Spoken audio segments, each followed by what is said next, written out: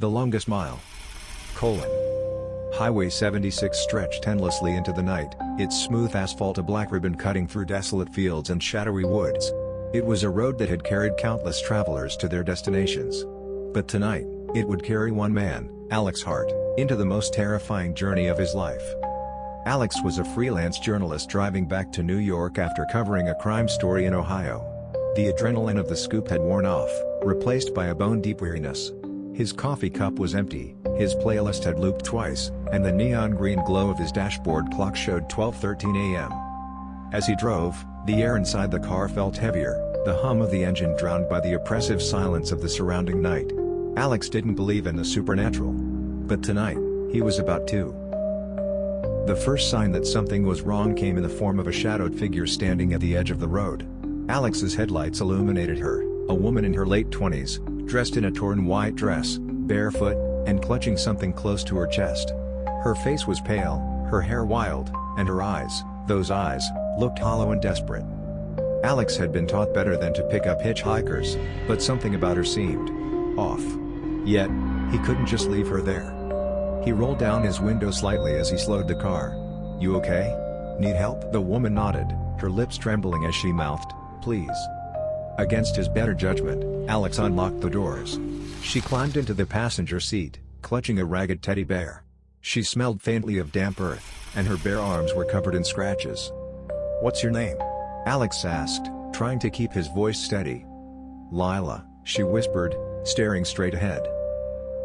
As Alex drove, Lila didn't say much. She kept glancing out the window, her grip on the teddy bear tightening. "You running from something?" Alex asked, his curiosity piqued by her silence. She hesitated. I just needed to get away. Thank you for stopping. Most people wouldn't." Something about the way she said that sent a chill down Alex's spine. He noticed her hands trembling, her fingernails caked with dirt. "Where were you?" he pressed. "Out there," she replied vaguely, motioning toward the woods. "I got lost. For a long time." The hairs on the back of Alex's neck stood up. Lost? In the middle of nowhere? At 12:45 a.m., Alex spotted a flickering neon sign for a gas station. The place looked ancient, the kind of spot you'd avoid during the day, let alone at night. But his gas tank was nearing empty. "I'm stopping here for gas," he told Lila. She nodded but didn't look at him. The gas station was eerily quiet. Inside, the fluorescent lights buzzed overhead as Alex paid for the fuel. The clerk, an older man with a grizzled beard, barely looked up. "You shouldn't be out on this road so late," the clerk muttered. Alex frowned. "Why's that?" The man glanced past Alex toward the car where Lila sat. His expression darkened. "Just stay safe. People go missing out here." Alex felt a chill creep down his spine. He turned to look at Lila. She was staring at him now, her eyes wide, almost pleading. Back on the road, Alex tried to shake the unease that had settled over him. Lila sat silently, staring at the road ahead. But something wasn't right. Glancing in the rearview mirror, Alex froze. There was someone in the back seat. A man. His face was gaunt, his eyes black pits, and his mouth twisted into a sinister grin. Alex swerved, nearly running off the road. When he whipped his head around to look, the back seat was empty. "What the hell?" he muttered, his hands gripping the steering wheel so tightly his knuckles turned white. "Did you see him?" Lila's voice was barely audible. Alex's blood ran cold. "What are you talking about?" She turned to him, her eyes filled with tears.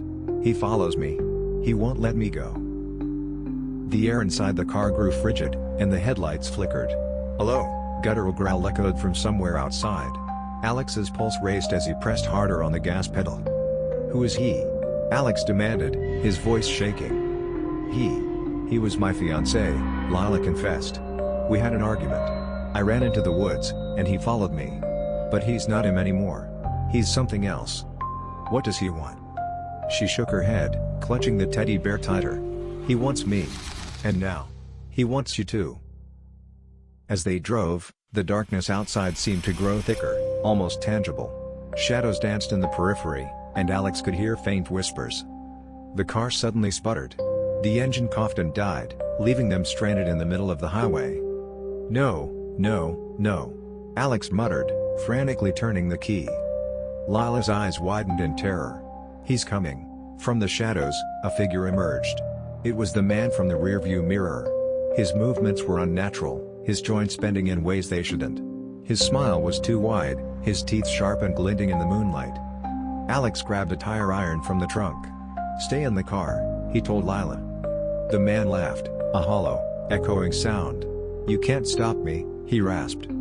Alex swung the tire iron, but it passed through the man like smoke. Lila stepped out of the car, clutching the teddy bear. "He won't stop until I go with him," she said softly. "No," Alex shouted. "There has to be another way." She turned to him, tears streaming down her face. "Thank you for trying." Before Alex could stop her, Lila walked toward the figure. As she did, the air grew heavier, the whispers louder. The man reached out, his hand engulfing hers. "No!" Alex screamed, lunging forward. But it was too late. Lila and the man dissolved into the shadows, leaving Alex alone on the desolate highway. Alex's car roared back to life as the first light of dawn broke the horizon. He drove until he reached the next town, his hands shaking, his mind racing.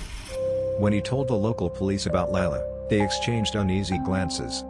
"Lila Andrews went missing 5 years ago," one of them said. "She and her fiancé died in an accident on Highway 76. Some say their spirits never left."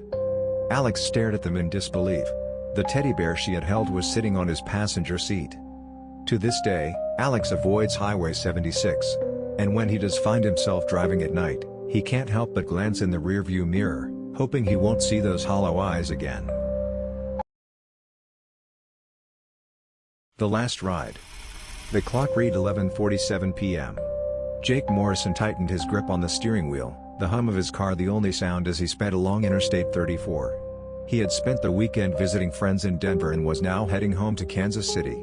The highway stretched out before him, empty and lifeless, surrounded by dense forests on either side.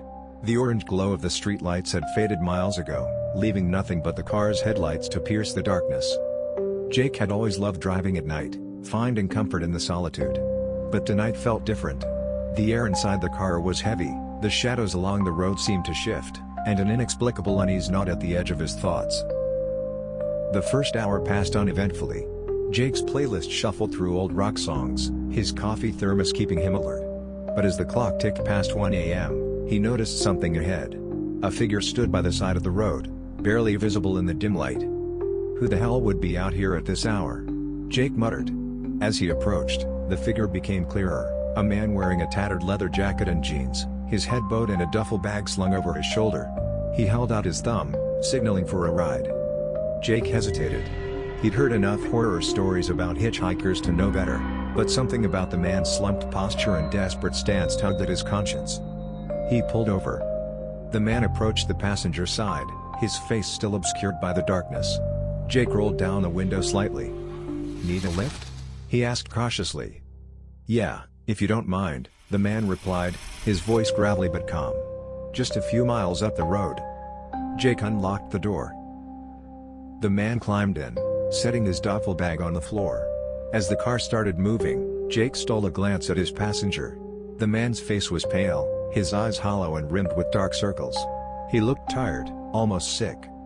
"Name's Jake," he offered, trying to break the tension. "Sam," the man replied curtly, staring straight ahead.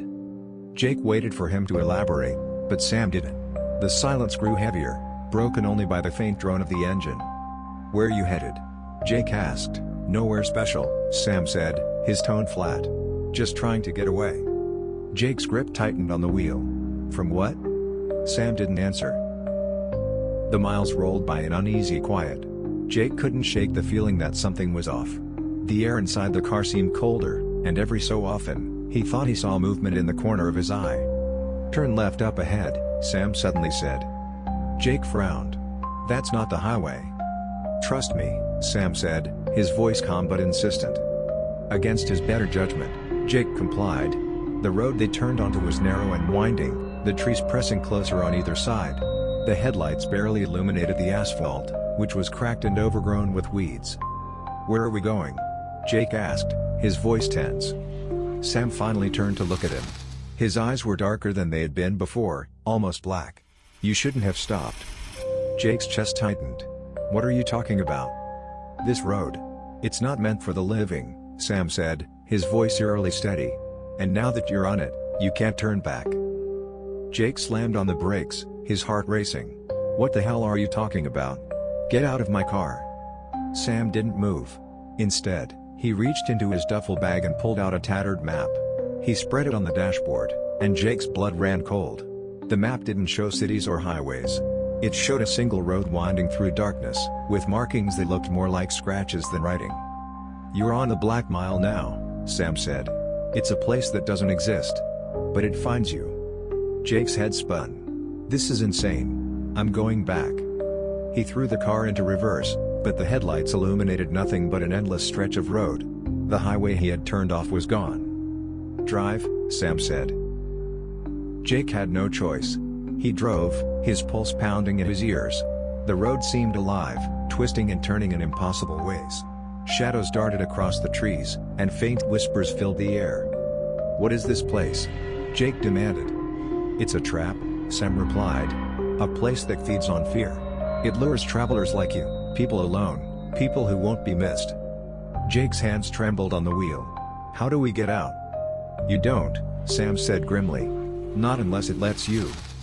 The whispers grew louder, forming words Jake couldn't understand. Shapes began to appear in the darkness, faceless figures that seemed to watch them, their hollow eyes glinting in the headlights. Without warning, the car shuddered violently. Jake screamed as something slammed onto the hood. A grotesque figure, its body twisted and unnatural, clawed at the windshield. Its mouth opened impossibly wide, letting out a bone-chilling scream. Floor it, Sam shouted. Jake didn't need to be told twice. He hit the gas, the car lurching forward.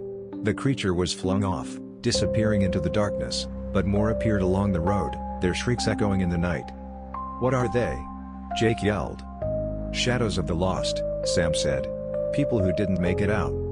Jake's breath came in ragged gasps as he swerved to avoid the creatures. The road seemed to stretch endlessly, offering no escape. As the car sped down the Black Mile, the shadows grew closer, their hands clawing at the windows. The whispers turned to screams, and Jake felt his sanity slipping away. There's only one way out, Sam said, his voice barely audible over the chaos. What is it? Jake demanded. Sam looked at him, his expression unreadable. You have to let go. What does that even mean? You'll know when the time comes, Sam said cryptically. The road ahead split into two paths, one veering into pitch darkness, the other bathed in a strange, flickering light. Jake's instinct screamed at him to choose the light, but Sam grabbed his arm. Not that one, Sam said. That's how it keeps you.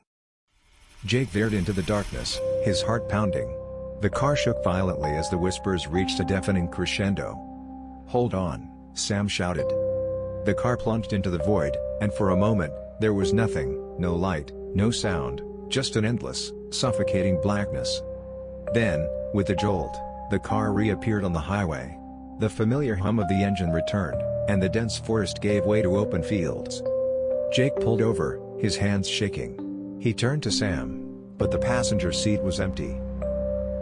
Jake never saw Sam again, but he couldn't forget the man's warning, or the Black Mile. He spent months researching it, finding scattered accounts of travelers who had experienced the same nightmare. Some claimed it was a test, a punishment, or a portal to another realm. But Jake knew one thing for certain, he had been lucky to escape. To this day, he avoids long drives at night, and he never stops for strangers on the road. Because deep down, he knows the Black Mile is still out there, waiting for its next victim. The Vanishing Diner. It was a cold November night when Mark Hensley found himself driving through the winding roads of rural Pennsylvania. He was heading home after a business trip that had gone hours longer than expected. The road was dark, lit only by the faint glow of his car's headlights, and the occasional flicker of stars peeking through the overcast sky. Hungry and tired, Mark was relieved when a neon sign appeared in the distance, Millie's Diner, open 24/7. He didn't remember seeing the diner on his drive earlier, but he welcomed the chance to grab a hot meal and take a break. As he pulled into the gravel lot, something about the place felt unusual. The diner looked like it had stepped out of the 1950s. Chrome-trimmed walls, checkered floors, and red leather booths all gleamed under the soft glow of overhead lights. A jukebox in the corner played an old, scratchy tune that Mark didn't recognize. The place seemed frozen in time. There was no sign of other cars, yet a few patrons sat scattered across the diner. They all looked out of place, dressed in outdated clothing. An elderly couple sat quietly in one booth, their gazes fixed on the steaming coffee cups before them. A young man in a military uniform stared out the window, his expression blank. Mark felt a chill crawl up his spine but brushed it off as exhaustion. A cheerful voice snapped him out of his thoughts. "Welcome to Millie's. Grab a seat anywhere, hon." He turned to see a waitress wearing a bright yellow uniform and an apron embroidered with Millie. Her hair was pinned up in a vintage style, and her red lipstick was perfectly applied. Mark hesitated but eventually took a seat by the window. The menu was simple: eggs, burgers, coffee, pie, but everything seemed reasonably priced. "I'll have a coffee and a cheeseburger," he said, handing the menu back to Millie. As she scribbled down his order, she leaned in closer. "Don't stay too long," she whispered, her smile fading for just a moment before she walked away. Mark's coffee arrived first, steaming hot. He sipped it cautiously and immediately noticed how unusually bitter it tasted. The cheeseburger wasn't much better. The meat was dry, and the bun crumbled at the touch. Looking around, Mark noticed that none of the other patrons were eating. The elderly couple hadn't touched their coffee. The soldier hadn't moved an inch since Mark arrived. The jukebox began skipping, playing the same eerie note over and over. The overhead lights flickered, and Mark felt the unease grow into a heavy knot in his chest. When he finished his meal and reached for his wallet, he realized he hadn't seen anyone enter or leave the diner since he had arrived. Even Millie was nowhere to be seen. Curiosity overtook his caution, and he walked to the counter to get her attention. "Excuse me?" he called out, but his voice seemed to disappear into the silence. He pushed through the swinging door behind the counter and found himself in a dimly lit kitchen. The room was eerily cold, and every surface was covered in a thin layer of dust. The appliances looked ancient, and a foul smell hung in the air. That's when he saw it, a picture frame sitting on a rusted countertop. In it was a black and white photo of a smiling woman in the same yellow uniform Millie wore. The caption read, "In loving memory of Millie Collins, 1928 to 1957. Mark's heart began to race. A sudden sound behind him made him spin around. The soldier from the diner stood in the doorway, his eyes hollow, his skin pale. "You shouldn't be here," the soldier rasped, his voice echoing unnaturally. Mark bolted past him and back into the diner. But the scene had changed. The lights were out, the jukebox was silent, and the patrons were gone. The windows were boarded up, and the once shiny booths were covered in cobwebs. He grabbed his car keys and sprinted outside. The gravel parking lot was overgrown with weeds, and his car was the only vehicle there. As Mark sped down the highway, he glanced in the rearview mirror. The diner was gone. In its place was an empty field with a crumbling foundation barely visible in the moonlight. His hands shook as he gripped the wheel. He kept driving until he reached a small town an hour later. At a gas station, he told the clerk about the strange diner. The man's face went pale. "Millie's diner burned down decades ago. They say it's haunted, shows up to lost travelers who never leave." Mark felt a cold sweat break out as he got back into his car. He didn't stop driving until he reached home, vowing never to take that highway again. Mark never spoke of Millie's diner again. But every so often, he'd wake in the middle of the night with the taste of bitter coffee in his mouth and the haunting melody of the jukebox playing faintly in his ears.